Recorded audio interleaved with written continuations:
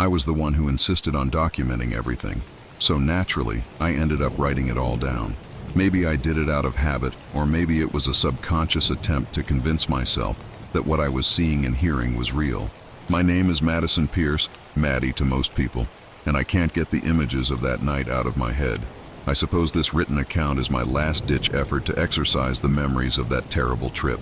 Even as I try to recall the drive into Wharton State Forest, my fingers tremble. I'd been excited at first, chattering into my phone, filming a vlog for the small audience of friends and random watchers who followed my adventures.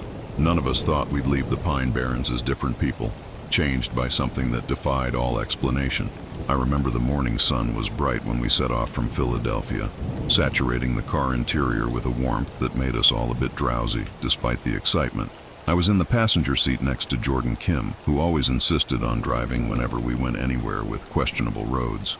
He was the most level-headed person I knew, someone who could handle a crisis without panicking. I used to tease him that he was too responsible, that he could never let himself fully relax.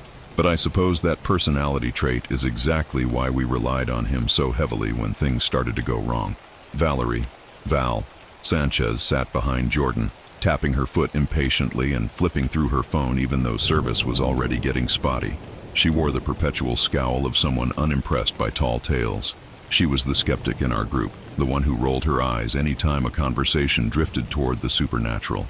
She had grown up hearing ghost stories from her grandmother, but never believed in any of them. The plan was for us to camp out for 3 or 4 nights. We had our tents, gear, and enough freeze-dried meals to last a week. Val's main reason for coming along, she'd claim out loud, was to prove all the Pine Barrens devil nonsense was just local legend. I suspected she was also worried about me. She knew my curiosity sometimes led me into questionable situations, and perhaps she wanted to keep me from doing anything too reckless. Ethan Brooks was in the back seat next to Val, rummaging through a stack of old maps and notes. He'd done the research, discovered which corners of Wharton State Forest were rumored to be prime territory for sightings of the Jersey Devil, long described as a horse-faced, hoofed demon with bat-like wings, or so the stories said.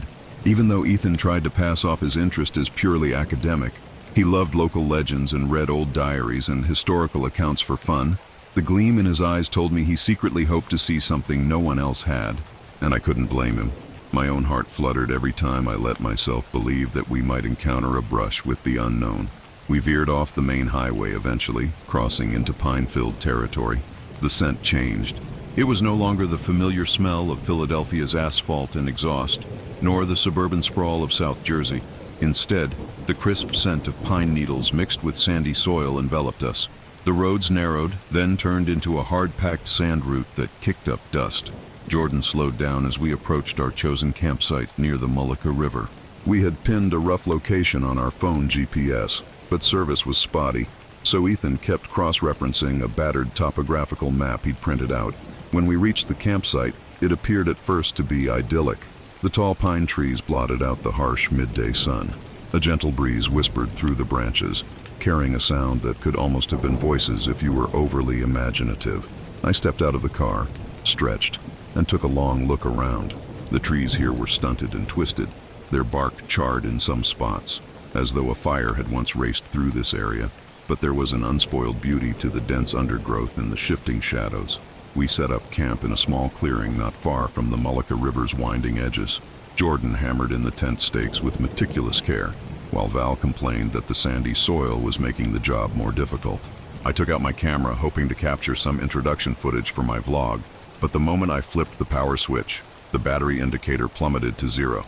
I frowned, remembering I had fully charged it the night before. It didn't make sense, so I rummaged through my backpack for a spare battery. The spare was also dead. Ethan laughed when I told him. "So the Jersey Devil doesn't like being filmed?" he said. Val snorted, rolling her eyes, but Jordan just raised an eyebrow and said, "Maybe the charger I used was faulty." I tried to shrug it off, though an uneasy feeling began to creep over me. I told myself it was merely a coincidence. Tech malfunctions happen all the time. Still, it nagged me. As someone who documented everything, I had grown reliant on that camera. Now, I had nothing but my phone for pictures, and even that was losing service and dropping battery faster than normal. Despite the equipment troubles, we managed to set up 2 tents and gather firewood. The first day was otherwise calm. We cooked an early dinner on a portable stove, No open fire yet, in part because we wanted to be careful about local rules, and in part because the midday heat made a campfire unnecessary. We took a short hike around the area, following a trail that looped near a sandy patch littered with pine cones and broken branches. Jordan paused to examine the ground at one point and frowned. I asked him what was wrong, and he said he saw odd footprints, like partial hoof prints, but they ended abruptly. He pointed to the patch of earth where two split indentations were pressed deep, as though a heavy animal had left them. A deer, maybe, except the shape was strange, and it didn't match the typical deer tracks we had seen before. Val shrugged. Probably some random deer that stepped weird, or maybe someone's horse came through. You know these roads are used by off-road folks, or even rangers on horseback. She was uninterested in the topic, so Ethan stepped in to snap a couple of photos with his phone. Then we moved on, continuing our hike through quiet corridors of pine. I felt the hush of the forest settle around us, and a prickling sense of being watched kept me glancing over my shoulder. When we got back to camp, we discovered a dusty older pickup truck parked near our clearing. Sitting on the driver's side was a wiry older man with sun-baked skin, a scraggly beard, and a baseball cap that had seen better days. He noticed us and gave a small nod. Jordan approached him first, ever cautious but polite. The man introduced himself as Bill and said he lived in a nearby community, but often drove through the woods to do some small-time hunting or just to enjoy the solitude. I asked him about the campsite, whether it was safe. He shrugged and said, "Safe enough if you know what you're doing. But these woods have a memory, you know. The forest remembers everything, good, bad, and worse." That cryptic statement made Val roll her eyes again. Ethan probed him with questions about local folklore. Bill didn't elaborate much, just repeated that there were places in the pines you didn't want to wander alone at night. Before he left, he glanced around at our setup and said in a low voice, "Keep your fires small and your eyes open. Best advice I can give." Then he drove off, leaving behind a swirl of dust and a heavier atmosphere than before. We spent the remainder of the evening circling around the campfire. Ethan regaled us with tales he'd read, stories about the Leeds family in the 1700s, and how the infamous Mother Leeds was said to have cursed her 13th child, who emerged into the world as a devilish creature with a horse's head, bat wings, and hooves. He also talked about indigenous legends that predated the colonial era, and the possibility that more than one type of spirit haunted these woods. Val joked that if the so-called Jersey Devil showed up, we could bribe it with a bag of marshmallows to star in Maddie's vlog. Jordan tried to laugh along, but I saw him glance uneasily at the dark line of trees. The sense that we were not alone in these pines was growing stronger by the hour, though we tried to brush it aside as simple nerves. Night came gently at first, a slow dimming of light until the forest was bathed in starlight and the flicker of our modest campfire. We told more stories, played some music on a small speaker, until it suddenly died, even though it had been charged, and eventually decided to call it a night. I remember the hush that fell when we all retreated into our tents. Val and I shared one, while Ethan and Jordan took the other. The quiet was absolute, except for the occasional crackle of settling branches and a low, distant whooshing I couldn't identify. It might have been the wind, or it might have been something else. At some point in the night, I woke up to find Val stirring as well, complaining that she heard something outside. We listened. At first, there was only the hush of the forest, but then I heard what sounded like a child's cry, very faint, drifting between the pines. Val turned on her flashlight and looked at me, her face serious for once. We whispered to each other that it could be a lost kid, or maybe a fox. Some animals do sound eerily like children in distress, but the cry never repeated. We considered waking Jordan and Ethan, but we had no real evidence of anything amiss. We both dozed off again, uneasy, but too tired to keep watch. Morning light didn't bring relief the way I'd hoped. Instead, it revealed more tracks around our camp, this time not just hoof prints. There were elongated, narrow footprints that looked almost human, except for the way the toes curled. Jordan stared at them intently, then tried to brush it off as a trick of the sand. Ethan tried to compare them to his phone images of supposed Jersey Devil tracks, but they looked different. He said they might be from a large bird, though the shape was not quite right. Val groaned that we needed to stop obsessing over footprints in the dirt and just get on with our day. We planned a second day hike deeper into the forest. The plan was to circle back near Batstow Village, a historic site in the Pine Barrens, grab a few supplies or see something interesting, then return to camp. The morning was warm, the sky a faint pastel blue. We set off with decent spirits, though my recurring camera troubles were gnawing at me. Each time I tried to record anything significant, the battery icon on my phone would vanish in minutes.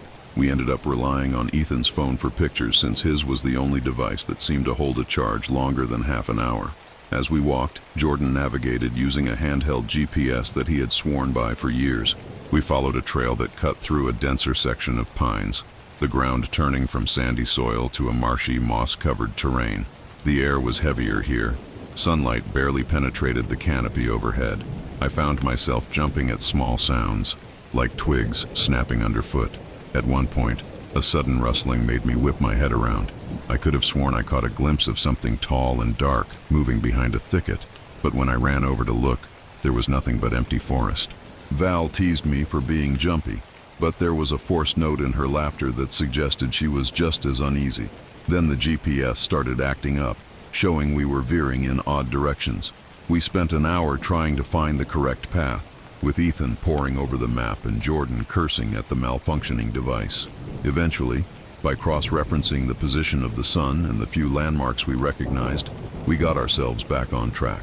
That's when we finally stumbled onto a narrow dirt road not far from Batstow Village. We found a small general store, the kind that also sold local souvenirs, snacks, and drinks. The same battered pickup truck we'd seen the previous evening was parked out front, but we didn't see Bill anywhere. Instead, a middle-aged woman behind the counter greeted us. While Val grabbed some drinks and chips, Ethan started asking the woman about local legends.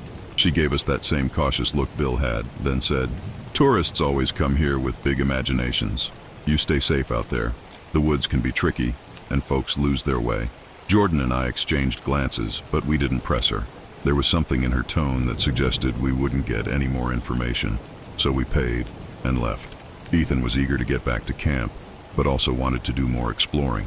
Val was sarcastic about the idea, saying that if she had to listen to one more local spout cryptic warnings, she'd lose her mind. Jordan wanted to make sure we got back before dark, especially after the trouble we had with the GPS, so we decided to head straight to camp. By the time we arrived, the sun was dipping behind the tall trees, setting the forest under a canopy of gold and copper light. The second night felt different from the first. The air was still and heavy, like the forest was holding its breath. We built a bigger fire this time, partly for warmth and partly for peace of mind. Over dinner, Ethan recounted some of the more gruesome stories he'd read about early settlers who disappeared in these woods, about rumored witches who practiced dark rites during colonial times, and about the ancient indigenous spirits that might roam among the pines, angered at the encroachment of strangers. I listened intently, my eyes straying to the shifting darkness just beyond our circle of firelight. It was near midnight when I saw the figure. I was drowsy, half listening to Jordan and Val debate something about the practicality of cryptid sightings, when a movement caught my eye. Directly beyond Jordan's shoulder, perhaps 15 feet back among the trees, stood a dark silhouette. It was tall, lanky, with shoulders too broad and legs that seemed distorted. For a heart-stopping moment, I thought I saw 2 points that could have been horns or ears crowning its head. I gasped and lurched to my feet. Everyone turned to me in alarm. Jordan asked what was wrong, but my eyes were locked on that spot. The figure took a slow, almost impossible step backward, merging with the darkness of the pines until it vanished entirely. I swallowed hard and whispered, "There was someone, something, standing right there." Ethan jumped up with his flashlight and shone it toward the tree line, revealing nothing but quivering branches. Val snatched up her own flashlight, shining it around. We found no tracks, no prints in the pine needles. My heart hammered in my chest as I tried to explain what I saw, but my words felt jumbled, and I was half convinced my eyes had played a trick on me. That night, none of us slept well. Jordan insisted on taking the first watch, determined to see if whatever I'd seen returned. I stayed awake with him for a while, listening to the nocturnal orchestra of crickets, frogs, and nightbirds. But there was another sound, interwoven with the natural noises, like a low, guttural snarl, so faint that I sometimes thought I imagined it. Around 2 a.m, Jordan shook Val awake to keep watch, and I dozed fitfully, drifting in and out of nightmares about twisted creatures slithering among the trees. In the early dawn, we discovered fresh scratches on some of the surrounding pine trunks. They looked deliberate, rough geometric shapes carved into the bark, or maybe some kind of archaic symbols. Ethan squatted down next to one and traced the edges with his fingertips. He said he recognized the style from early colonial protective wards. hex-like signs that were sometimes carved above doorways to ward off evil spirits or witches. Only these symbols were scratched into the trees, as if by claws, rather than carefully etched by human hands. Val asked if maybe someone was playing a prank on us, but none of us could figure out who or why. We were pretty far off the beaten path, and aside from Bill and the store clerk, we hadn't seen any other soul out here. The more I looked at those symbols, the more I felt a deep unease crawling under my skin. The lines were jagged, with bits of bark flaking around the cuts. They were arranged in a pattern that encircled our campsite, as if to corral or trap us inside. Ethan speculated about someone trying to recreate old wards, but maybe twisting them for another purpose. Jordan suggested we pack up and leave, but we all knew how isolated we were and how tricky those roads could be. Val said, "We can't just run off scared. We don't even know if it's some creeps messing with us or just an old local superstition." We had a tense breakfast. Despite the anxiety, we were exhausted, hungry, and not thinking clearly. The moment felt surreal. Here we were in the middle of a gorgeous forest, sunlight filtering down in beams, while we debated the possibility of ancient curses or unknown creatures. Looking back, maybe we should have left right then, but we chose to stay. I can't say exactly why, though curiosity and stubbornness played a big part for all of us. Ethan in particular wanted to get to the bottom of those symbols, to see if we could find more signs deeper in the woods that might explain their origin. Jordan, though uneasy, agreed we should at least do a bit more investigating before bailing. I tried once more to use my camera. No luck.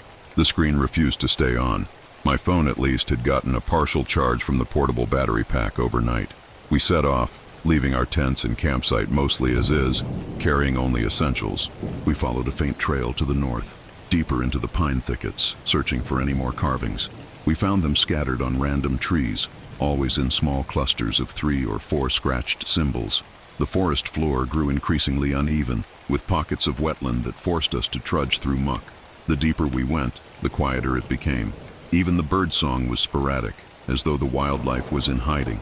At one point, I felt something tug at the edge of my shirt, so gentle that I thought I'd snagged it on a branch. But when I turned, there was only empty air behind me. A wave of cold washed over me, despite the summer heat. I wanted to call out for the others, but I couldn't bring myself to speak of it. I just kept walking. A while later, we stumbled onto what appeared to be an old hunting shack, half collapsed and overgrown with weeds. It stood in a small clearing, the roof caved in on one side. Rusted metal scraps, maybe from old tools or traps, littered the ground. We went closer, partly out of morbid curiosity, partly to seek any clue. Inside, everything was rotted, moldy. The stench was overpowering. Jordan and Ethan peered into a corner where something large and furry had decomposed ages ago, probably a deer or some other forest animal. That's when Val hissed for us to come look at the wall. There, scratched into the decaying wooden boards, were more symbols, overlapping so thickly they formed a near-solid patch of gouges. I instinctively reached for my phone to take pictures, and to my astonishment, it allowed me to capture a couple of shots before the battery icon started blinking red. The hush in that shack was suffocating. I heard Ethan's breath hitch as he caught sight of what could have been a partial handprint in dried, dark material that looked suspiciously like old blood. Just then we heard it, an unmistakable cry like a small child calling out. It sounded impossibly close, yet we saw no one. Jordan and Val ran outside, scanning the clearing. I followed, camera in hand, hoping to catch any sign of movement. The crying stopped abruptly. The silence came rushing back in. I glanced at Ethan, who looked pale as he muttered, "It's just so wrong." That's when a shrill, ear-piercing scream tore through the forest. It wasn't the cry of a child this time. It was something else, something that vibrated in my chest and made my scalp prickle. We all froze. The scream came from somewhere to our left, beyond the shack, deeper in the wilderness. I could see the color drain from Val's face. Jordan gripped a rusted piece of metal from the ground as though it were a weapon.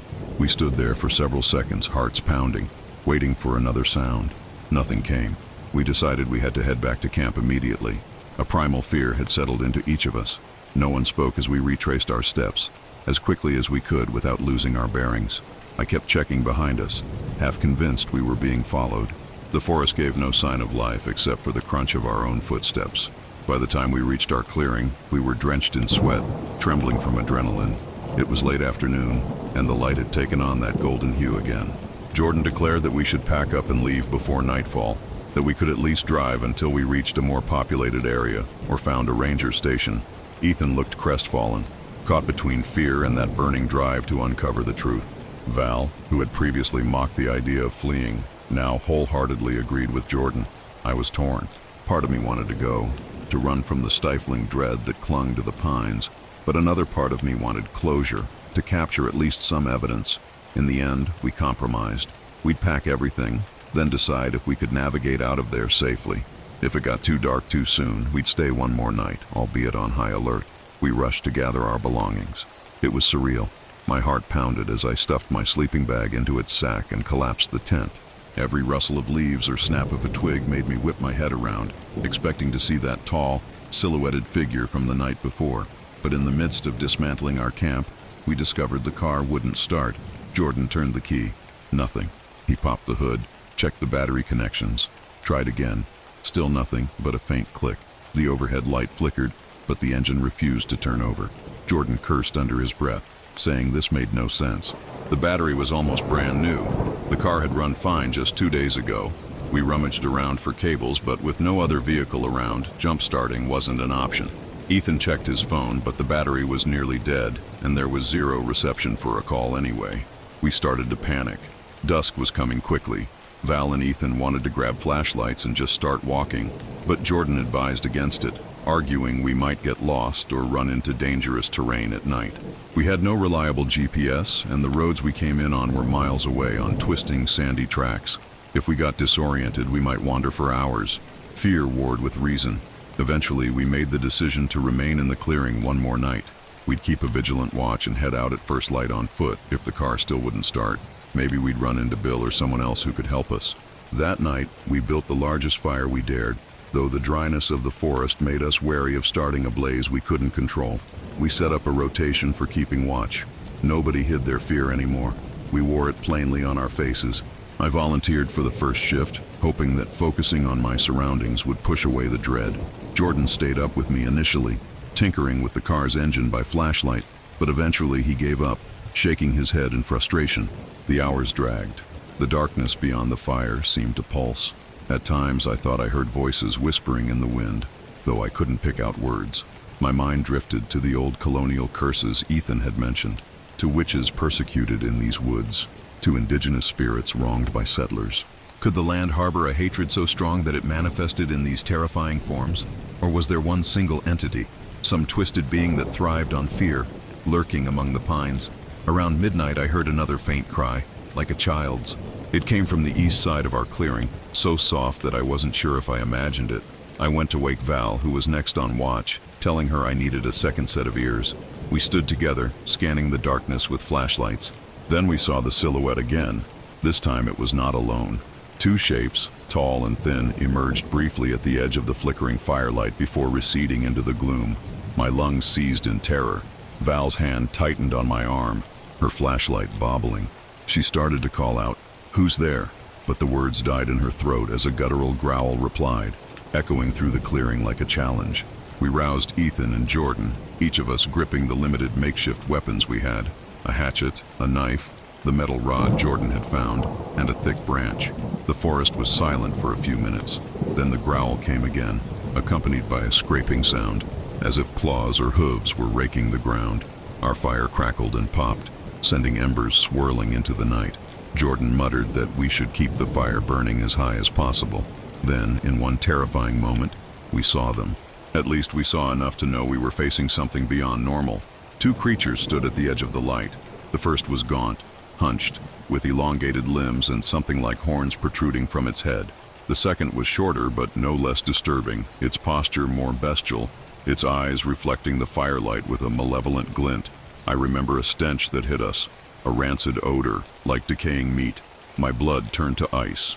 Ethan, wide-eyed, muttered something about wendigos, or the Jersey Devil, or some unholy crossbreed of local legend. But these creatures didn't spread wings or screech. They simply watched us for a moment, then released a low hiss that sounded too human to be an animal.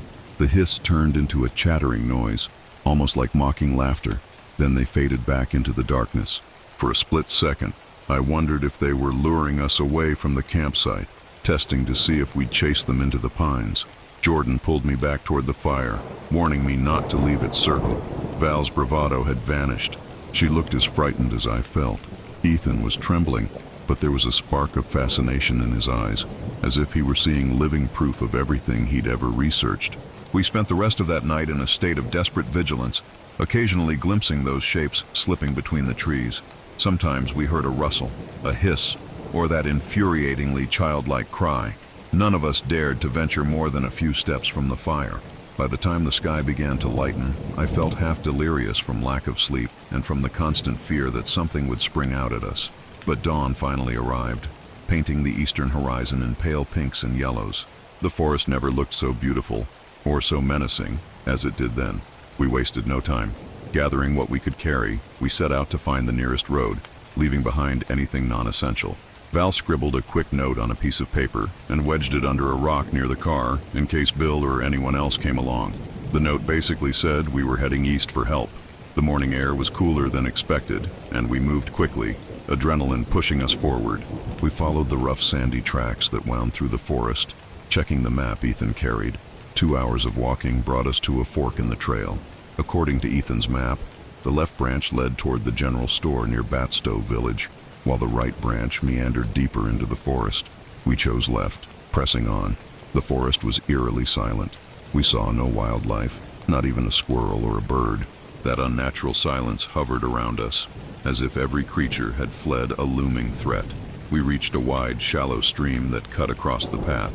The water was dark and littered with decaying leaves. Jordan tested the depth and found it manageable to wade through. We crossed, shivering as the cold water soaked our shoes. On the other side, I noticed more footprints, 2 sets of those bizarre elongated tracks, pressed into the mud. Their trajectory led from the trees to the stream, then vanished at the water's edge. It was as if they too had crossed. I shuddered, feeling the back of my neck prickle with renewed terror. We hastened our pace. Despite the daylight, we felt exposed and vulnerable, especially with minimal supplies. Occasionally we would hear that faint cry again. Once, it seemed to come from ahead of us, which made us stop in our tracks, scanning the forest for movement. But we saw nothing, only the trees swaying in a slight breeze that felt out of place in the stillness. We trudged on, hearts pounding. Around mid-afternoon, we finally stumbled onto a road. It wasn't the main highway, but it was at least paved. Relief flooded us. We turned left, hoping it would lead us to civilization. After another hour of walking, we saw a sign for Batstow Village, 3 miles ahead. We kept our eyes peeled for passing cars, but not a single vehicle came by. Still, the tension began to ease just slightly.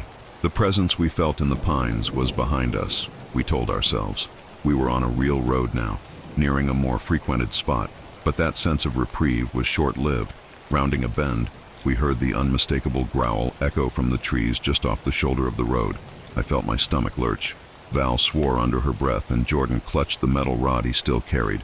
Ethan looked around wildly, trying to pinpoint the source. That's when we saw one of them again, crouching low among the shadows of the pines.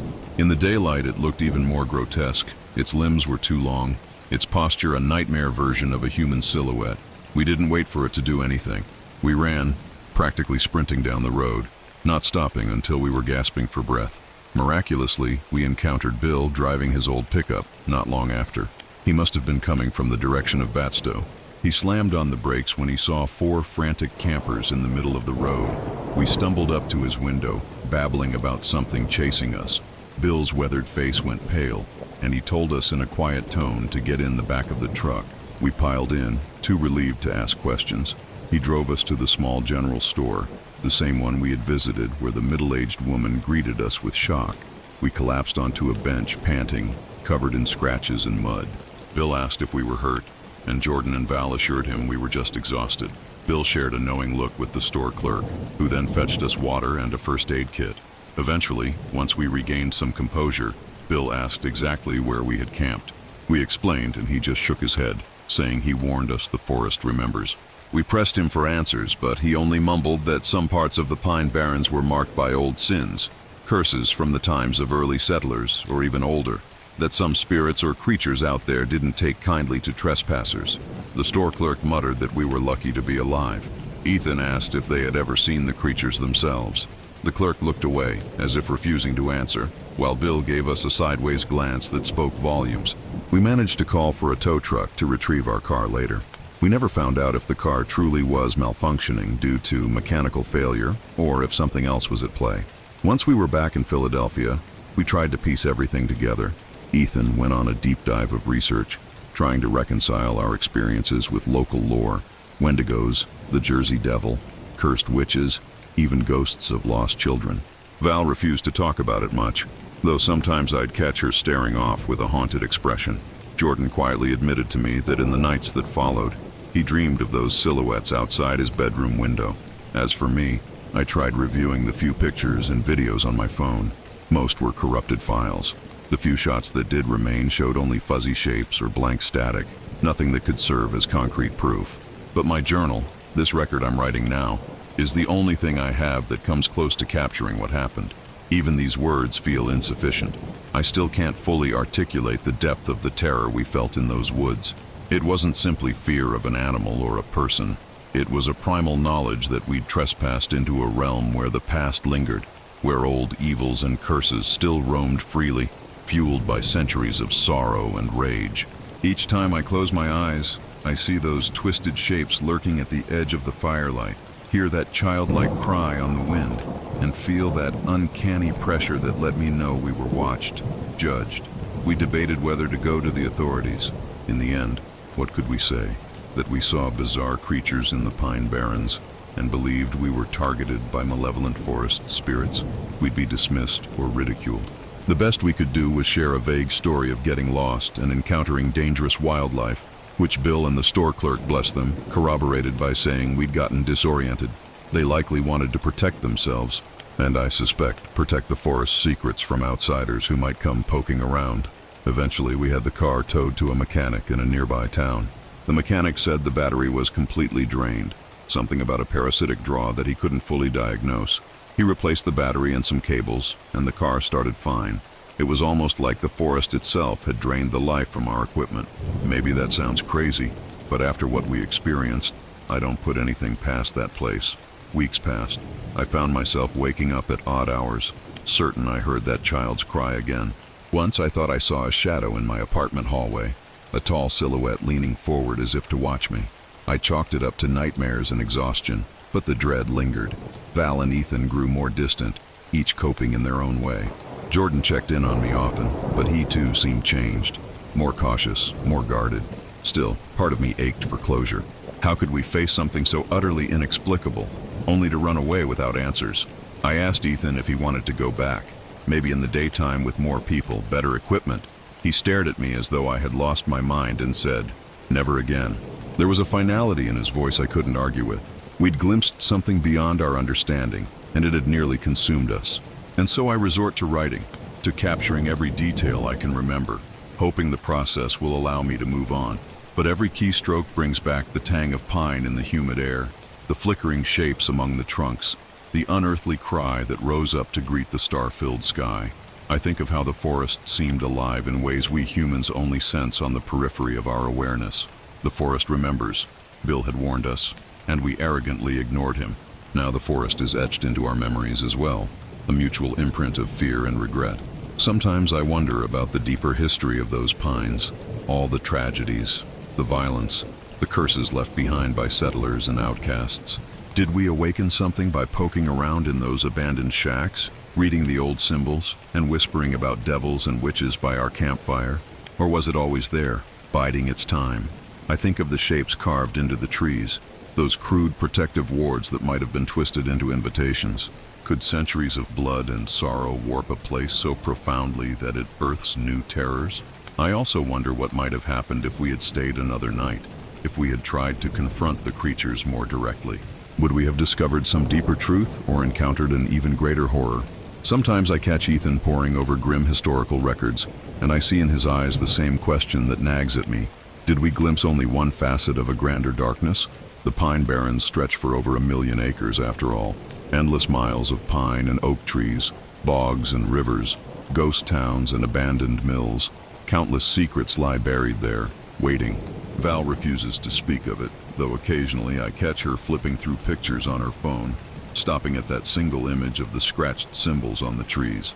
She never says a word, just stares, then hastily swipes away. Jordan, for his part, tries to rationalize it all. He'll mention mass hysteria, or the possibility of an aggressive deer population infected with disease, or a group of misfits playing an elaborate prank. But I can see in his eyes he doesn't believe his own explanations. We all know what we saw. Even now, the memory of that final night is the worst. The flickering fire, the oppressive darkness pressing in, and those hideous elongated shapes stepping briefly into the light. I recall the way the flames cast twisted shadows behind them, doubling their grotesque appearance. I remember the hissing, that near-human chattering that felt like it was mocking us. I remember the moment I truly believed we weren't dealing with something from our world. Whether it was a demon, a corrupted spirit, or something else entirely, it wanted us to feel terror, to know we were intruders. And we did. I am left with the faint hope that writing about it might lay these ghosts to rest. Yet, with every word I type, the forest's hush returns to me, as vivid as it was that night. The wind gently rattling the pine needles, the smell of sap and damp earth, the certainty that multiple sets of glowing eyes watched from the shadows, waiting. When my mind drifts late at night, I hear the cry again, that high-pitched wail that sounds almost like a child. I shudder and force my eyes open, reminding myself I'm safe at home. Still, for a heartbeat, the dread is just as potent as it was in that clearing. I've put off sharing this with anyone but the 3 people who were there with me. If I showed it to the public, I doubt many would believe it. They'd call it a work of fiction, a cautionary campfire tale. Part of me wishes it were, but we know better. We carry the scars, the nightmares, and the persistent sense that the Pine Barrens called out to us, revealed a glimpse of its endless haunted labyrinth. If you're reading this, maybe you'll find it entertaining. Maybe you'll think I'm a liar or that I imagined it all, but I can't worry about that. I have to let it live on the page so I can try to move forward. I haven't been camping since. The idea of sleeping under the stars, surrounded by trees, is no longer a comforting thought, but a recipe for flashbacks and panic. Sometimes I consider trying a different state, a different forest. Then I remember how the pines whispered to us, how the land felt alive and angry. I think of the local legends of witches, devils, and ancient spirits that linger in the hush of the New Jersey pines, and I decide it's better to stay in the city, for now. Life goes on. Bills must be paid, day jobs attended. Friends and acquaintances who weren't part of the trip continue as if nothing happened. They joke about wanting to see the Jersey Devil or plan hiking trips in the Pine Barrens as a fun weekend outing. My stomach knots whenever the subject comes up. I keep silent or offer some vague warning about being careful and well prepared. If they ask more questions, I change the topic. Ethan once told me there's a Quaker legend about the forest being a place of spiritual testing, where souls confront their deepest fears. Maybe that's what happened to us. We confronted something in that forest, something that mirrored our collective dread, amplified by centuries of dark history. But unlike legends, our story ended with us fleeing, battered by the knowledge that we didn't belong there. We escaped, but only just. All that remains is this record, my attempt to chronicle the swirling terror that descended on us in Wharton State Forest, near the Mullica River in the Pine Barrens. We chose that spot for adventure, curiosity, and maybe a little thrill-seeking. We had no idea we were walking into a place that has never truly been tamed, that harbors secrets older than any local legend. The forest remembers, Bill told us. I suspect it remembers every footstep we took, every nervous laugh, every whispered story around the fire. And it let us leave, but not without leaving its mark on our minds and souls. I've sometimes wondered what would happen if I went back, just for a day trip, to see if our car is still there, or if those symbols remain scratched into the bark of the trees. But each time, the memory of that grotesque silhouette in the firelight, the hiss-like laughter, and the stench of decay stops me cold. Some doors once opened are best left shut. Some experiences defy closure. We can only pray that the nightmares fade with time.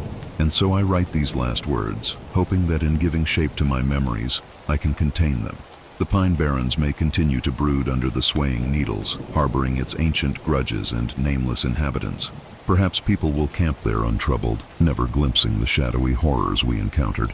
But if they venture too far, stray off the path, dig too deep into the forest's hidden corners, they might discover what we did, that certain evils do not die with time, and that the land, once wronged, can manifest its anger in terrifying ways.